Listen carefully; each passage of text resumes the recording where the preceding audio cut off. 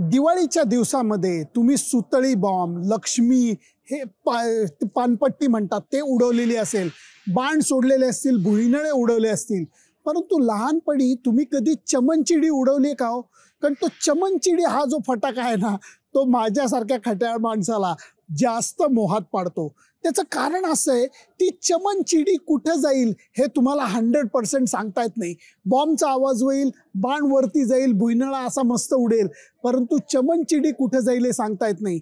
पहिल्यांदा असं झालेलं आहे की ऑस्ट्रेलियन मीडियानी लावलेली चमनचिडी ही त्याच ऑस्ट्रेलियन संघाच्या धोत्रात घुसलेली आहे. मी असं वर्णन अशा करता करतोय, सामन्याच्या अगोदर खूप बोंबाबोंब केली हो.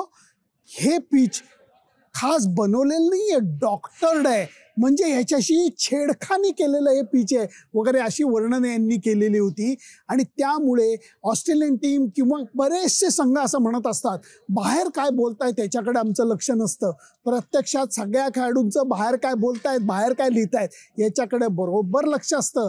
आणि तेच लक्ष मला वाटतं ऑस्ट्रेलियन टीमच्या मुळावरती आलेलं आहे. सामना चालू व्हायच्या अगोदरच त्यांच्या मनात जी नागपूरच्या विकेटबद्दल धास्ती होती त्याचा परिणाम असा झाला की पहिल्या डावामध्ये पहिली फलंदाजी करायची सुवर्ण संधी सुद्धा त्यांना अजिबात साधता आली नाही. जसा माझा मित्र म्हणाला अमोल कराडकर की जर पहिली बॅटिंग करायची संधी मिळालेली असताना तुमचा 2 सेशनमध्ये पहिला डाव संपतो, मग तिसऱ्या डावामध्ये तुमचं काय होणार हे ठरलेलं आहे. अहो का सांगायचं, आज नागपूरहून हा ब्लॉक करत असताना शूट तुम्हाला सांगतो, विश्वास ठेवा माझ्यावरती, 2 तासामध्ये एका सत्रामध्ये ऑस्ट्रेलियन टीमचा फडशा पाडलेला आहे.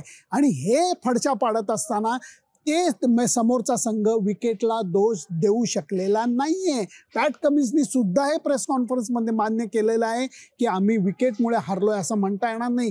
तुम्ही एक गंमत बघा, ज्या विकेटवरती ऑस्ट्रेलियन संघाचे 2 डाव हे बघता बघता आटपले, त्याच विकेटवरती आपल्या संघानं जोरदार बॅटिंग करून दाखवलेली आहे.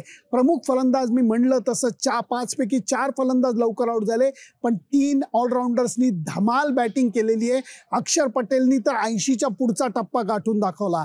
आणि ज्या वेळेला भारतीय संघाच्या हाती 200 धावांचं लीड आलं तेव्हा सामना कोण जिंकणार या प्रश्नाला म्हणजे उत्तर मिळालेलं होतं. प्रश्न असा होता की कधी विजय मिळणार. आणि दुसरा डाव जो ऑस्ट्रेलियाचा चालू झाला तो असा बघता बघता एखादा सिनेमा संपावा तसा तो डाव संपून गेला. त्याचं कारण एका बाजूनी शमीनी बॉलिंग चालू केली, दुसऱ्या बाजूनी रोहितनी अत्यंत डोकं चालवून अश्विनला बॉलिंग दिली. आणि त्याचा परिणाम असा झाला की अश्विननी जाळं जे आहे ते समोरच्या फलंदाजांवरती मस्तपैकी टाकलं, ज्याच्यामध्ये डावखुरे फलंदाज तर अगदी अलगद अडकले.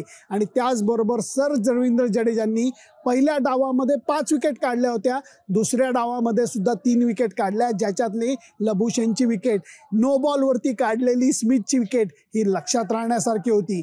मी म्हणतो 132 धावांचा विजय, तो सुद्धा एक डाव राखून, इनिंग्स अँड 132 रन्स असा भला मोठा विजय भारतीय संघाच्या हाती लागलेला आहे. त्यामुळे जर म्हणायला गेलं तर अजूनही थोडेसे दोष आहेत, पण त्याचबरोबर सकारात्मक गोष्टी खूप जास्त आहेत. दोष असे आहेत की अजून थोडीशी बॅटिंगला घरघर लागलेली आहे.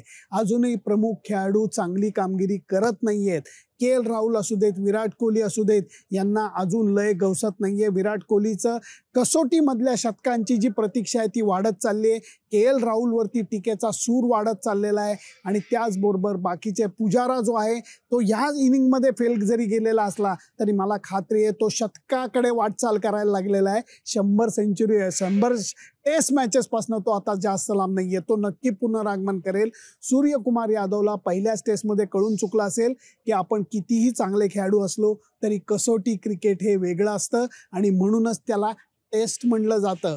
भारतीय संघ अत्यंत समाधानी अंतःकरणाने नागपूरहून निघणार आहे, कारण 1-0 अशी दणदणीत आघाडी घेतली आहे की ज्याच्यामध्ये विश्वास वाढवणारा विजय हा भारतीय संघाच्या हाती लागला आहे.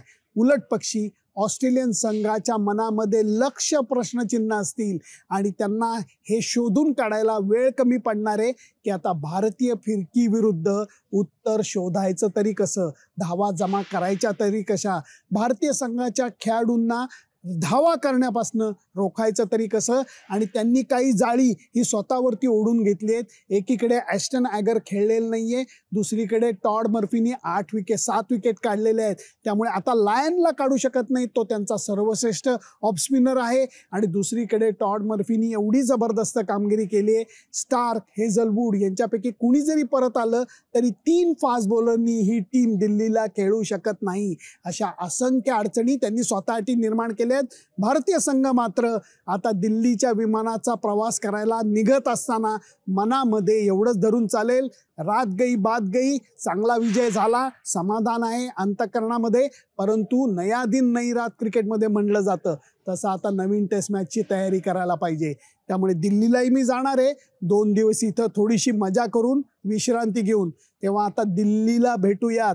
त्याच्या अगोदर काही वेगळे पोस्ट मी करणार आहेच क्रिकेटच्या संदर्भात, क्रिकेट सोडूनच्या संदर्भात. त्यामुळे तुमचं मत काय मला जरूर कळवा. या सामन्यामध्ये आपल्या अष्टपैलू खेळाडूंची कामगिरी तुम्हाला कशी वाटते? ऑस्ट्रेलियन संघाची झालेली घबराट, त्यांच्या धोत्रात शिरलेली चवणचिडी, याच्याबद्दल तुम्हाला काय वाटतं मला जरूर कळवा.